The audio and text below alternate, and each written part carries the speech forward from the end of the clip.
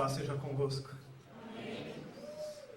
Glória a Deus que está aqui. Quando nós lemos a palavra de Deus, até que ela se transforme em nós, em nosso coração, e venha se tornar vida, ela é letra. Mas a partir do momento em que o Espírito Santo, que em nós habita, vai nos revelando a palavra, ela se torna vida para nós. E essa vida que nós vamos meditar hoje, é essa vida que nós queremos compartilhar com outros.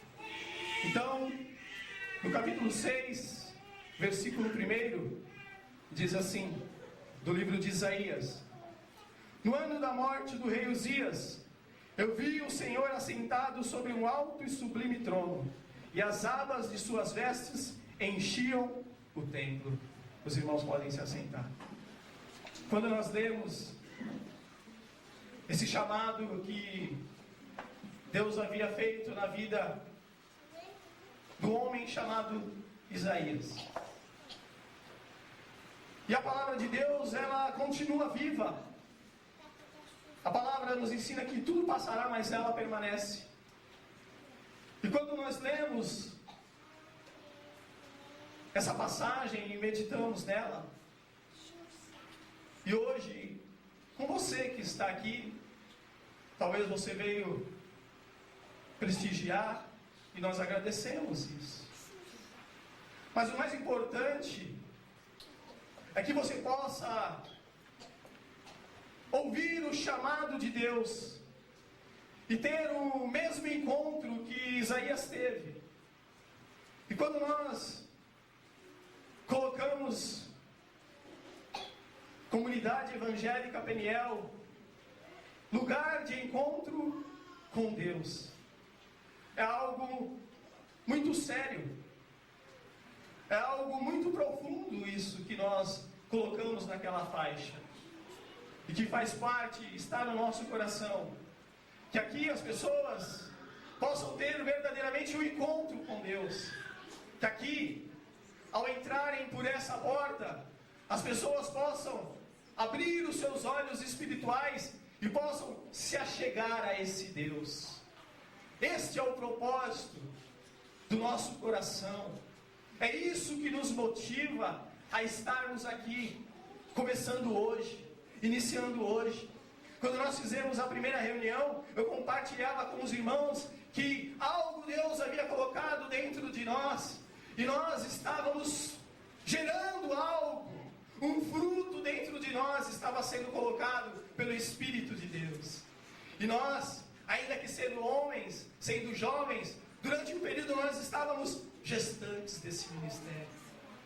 E ali, nós viemos aqui, trabalhamos junto com os irmãos, como o irmão Rubens compartilhou. Mas agora que se inicia, onde é feito o primeiro culto, onde hoje é feito de uma forma diferente, é alegria, e verdadeiramente é uma alegria para nós estarmos iniciando esta obra hoje. Mas nós temos que ter o temor de Deus no coração, porque aqui nós não estamos de brincadeira. As coisas espirituais são coisas eternas, e como o irmão disse, nós vamos lidar com vidas, nós vamos lidar com várias situações, e é necessário que o Senhor esteja conosco, é necessário que o Senhor esteja nos capacitando, esteja nos direcionando.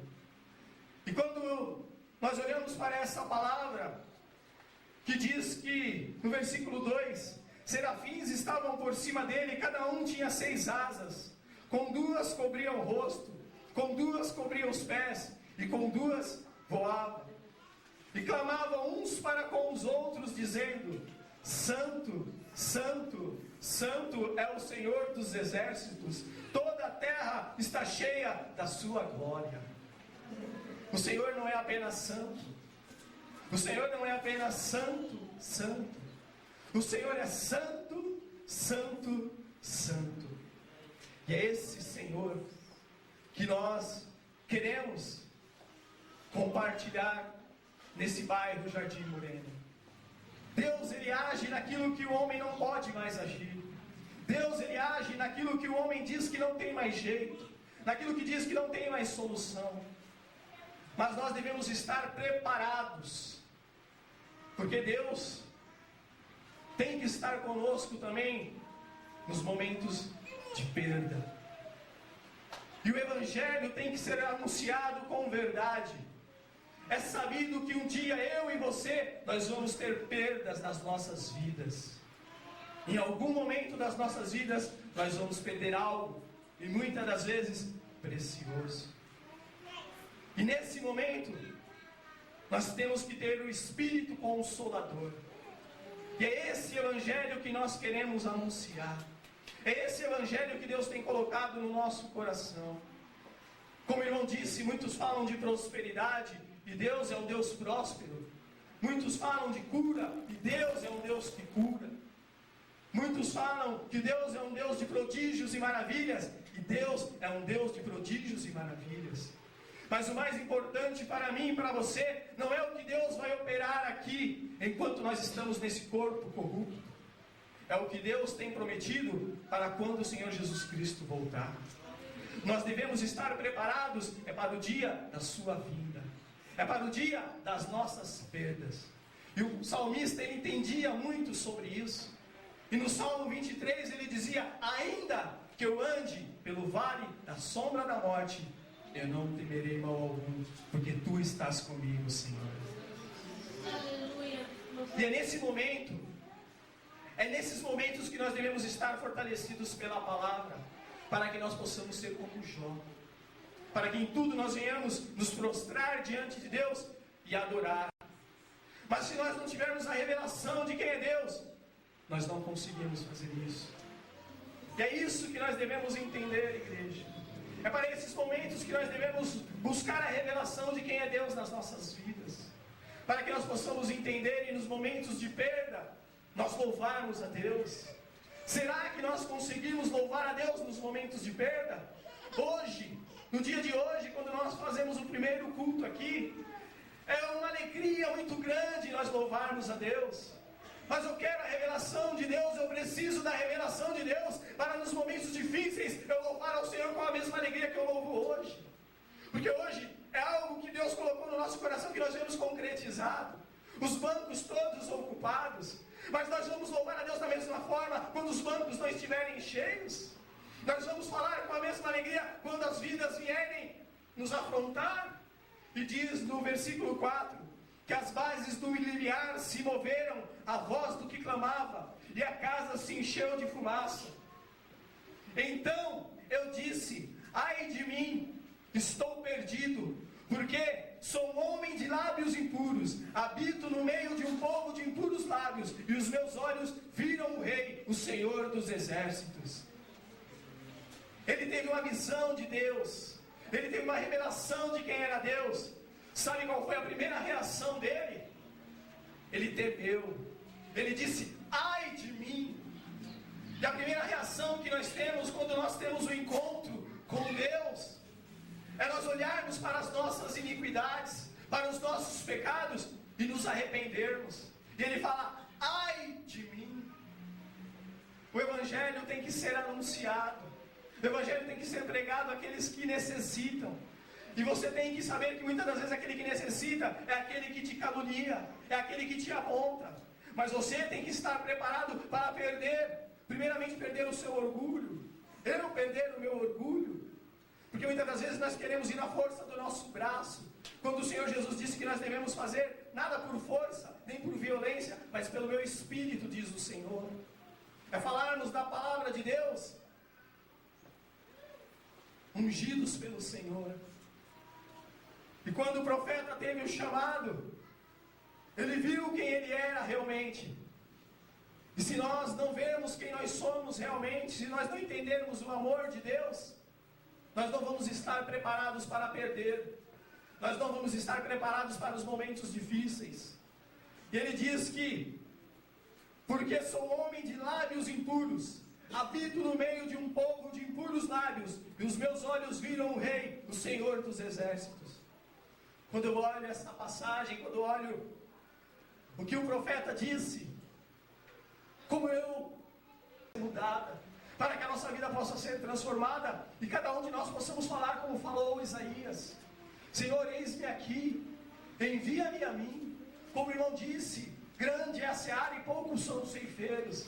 Mas se cada um de nós ganharmos uma vida, você sabe o valor de uma vida? Você sabe o preço de uma vida? Eu comentava com os irmãos, porque nós não sabemos o que Deus vai fazer aqui. Certa ocasião Jesus disse que as portas do inferno não prevaleceriam sobre a sua igreja. Quando nós estamos reunidos aqui nessas 4 paredes, nós somos a igreja de Cristo. Onde tem filhos de Deus, é a casa de Deus.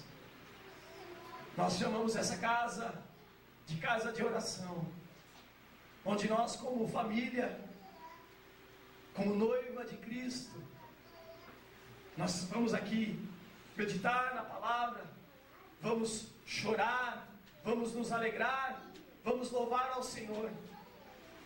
No livro de Romanos, capítulo 11, versículo 33, se nós formos fazer uma meditação profunda, porque nós estamos aqui nesta noite, porque você está aqui nessa noite, nesse versículo 33, do capítulo 11, do livro de Romanos, fala: ó profundidade da riqueza, tanto da sabedoria como do conhecimento de Deus, quão insondáveis são os teus juízos, e quão inescrutáveis os teus caminhos. Se nós formos pensar porque nós estamos aqui nesta noite, será que verdadeiramente nós sabemos porque nós estamos aqui? Talvez você pense assim como eu penso. Nós estamos aqui porque vai ser a inauguração e eu vou lá em carinho ao irmão. Eu vou lá porque eu tenho uma consideração pelo irmão. Eu vou lá dar um apoio como os irmãos de outra igreja estão aqui para nos apoiar. Mas será que é essa a nossa motivação? Aqui no versículo 33 diz: quão insondáveis são os seus juízos e quão inescrutáveis os seus caminhos. Antes de você querer estar aqui, Deus quis. Antes de eu querer estar aqui, Deus quis. Porque senão nós não estaríamos. Não sei, outras pessoas iriam estar aqui, mas não estão. Porque os caminhos de Deus são insondáveis. Eu gostaria que nesse momento você curvasse a sua cabeça. E que você meditasse na visão que Isaías teve do Senhor. Talvez você veio aqui porque você recebeu um convite. Mas como foi colocado que esse lugar é lugar de encontro com Deus. E Deus nós encontramos com um coração quebrantado. Ó Senhor, a Tua palavra foi lida. Na visão do homem que viu o Senhor, reconheceu o seu pecado. Ele temeu diante da sua santidade. Porque os santos diziam: Santo, Santo, Santo é o Senhor. Meu Pai, nesse momento em que a Tua igreja está com a sua cabeça curvada, meditando naquilo que foi lido através da Tua palavra, Senhor, a minha oração é que essa palavra se torne vida no coração de cada um. Que eles possam ter um encontro contigo. Eu te peço, ó Deus, no nome de Jesus, assim como aquele lugar estava cheio da Tua glória, meu Deus, nós falamos agora para que os céus se abram nesse lugar. Oh Pai, e que vidas possam se achegar a Ti de uma maneira simples, porque o Senhor é um Deus simples. Pai, quebranta esse coração, quebranta essa vida,